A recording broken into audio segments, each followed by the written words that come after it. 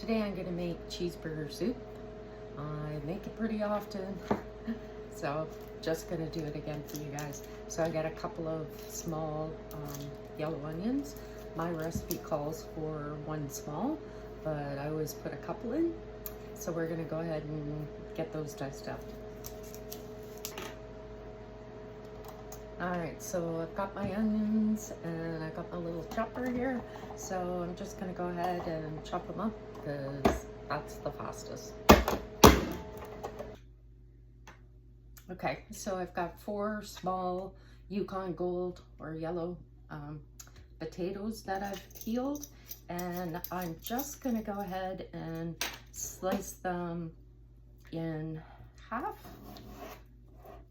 because they're fairly small, and then do the same thing. I'm gonna put them through my chopper, and my Ninja crockpot is ready, so I'm gonna put the meat in to sear. If you don't have one of those, you can brown your ground beef. Okay, so yesterday I made my own chicken bone broth. It's much better. I used 3 of the rotisserie chicken carcasses. I put them in my Instant Pot with some onions and some celery, and the 3 picked over bones, some of the meat, the skin, any juices that were on the chicken. And then I covered it with water to the max line. On my Instant Pot, I added a tablespoon of apple cider vinegar, and I put it on high, and I pressure cooked it for 2 hours. Then I allowed the steam to release on its own, and then I put it in this container, and when it cooled down enough that I could get it in the fridge, I put it in the fridge overnight, and now I've just skimmed the top of most of the fat that I could get off. And this chicken broth is, or bone broth actually, is much better than any bone broth or chicken broth I've ever been able to buy or purchase. So anyway, give it a try because it's really worth it. I'm going to use it in this recipe. Okay, so the meat is browning. I'm going to add my onions.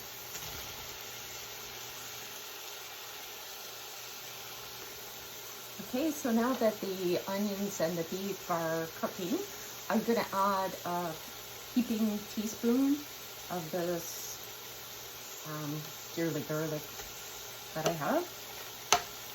And we'll just mix that in and let that cook for a moment before I add the remainder of the ingredients.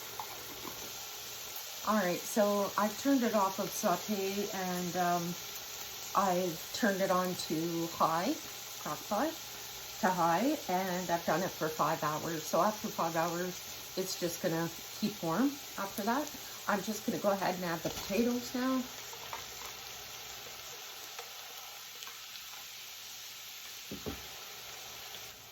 Alright, so next up we're gonna add our Worcestershire sauce, and I'm just gonna do a couple of heavy splashes. We're gonna put some garlic in. Even though there's garlic in there, I'm going to use about a tablespoon roughly. And I'm going to do the same with the onion powder.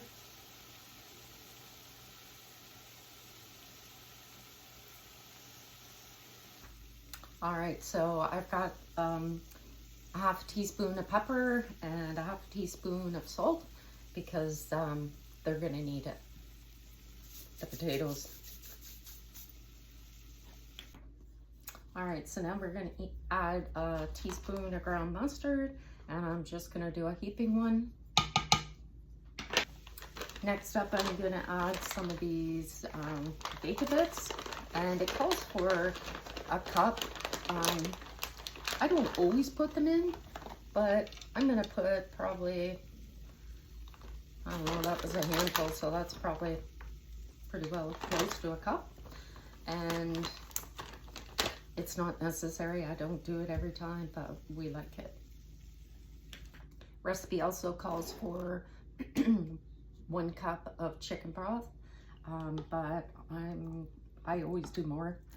We prefer to have quite a bit of liquid, so I'm probably gonna do 3 of these, and then with what's left over, I'm just gonna store it so that I can use it in another recipe. Okay, so next calls for 1 block of Velveeta, or 1 pound. I buy it in 1 pound box. So this is the size. Now I know that some places you can buy a 2 pound, but this is just the 1 pound that I buy, and I've cubed it up, and that's gonna go in.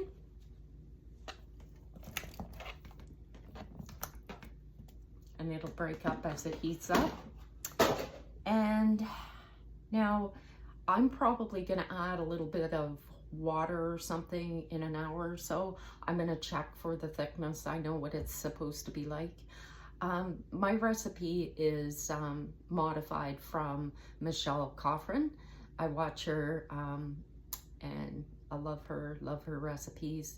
And she puts Rotel in hers.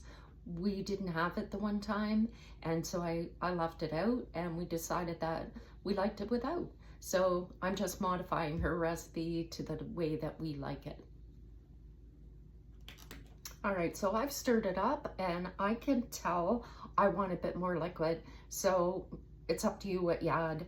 I'm gonna add another cup of my homemade chicken stock, chicken stock, because I want to see what it tastes like completely with it. I generally use not a homemade one, so I want to see what it's like. So I'm going to add another one. So that would have been 4 in total, and only because we like it to be more so on the soupy side, and it gets fairly thick even though I put this much liquid in it. So it's just, you modify it to how you like it. Okay, so I'm going to put the lid on, and I'm probably going to stir it a couple of times in the next 5 hours. If you don't have a nonstick crock pot, I would say stir it fairly often, or use one of those liners so that it doesn't stick too bad for you. All right, so I'll come back when it's finished. Okay, so I forgot to add my cornstarch, and it calls for 2 tablespoons of cornstarch. So we'll add it in.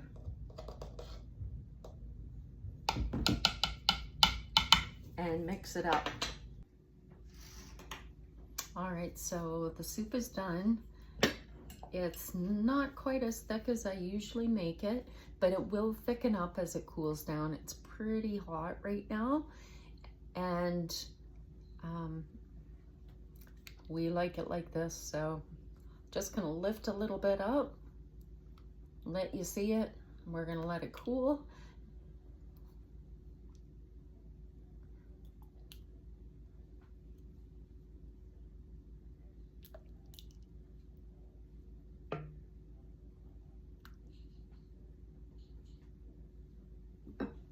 All right, so there it is. That's our cheeseburger soup. Okay, so to go along with the soup, I made a loaf of bread in my bread machine, and I just gotta cut it while it's warm so that we can enjoy it with our soup.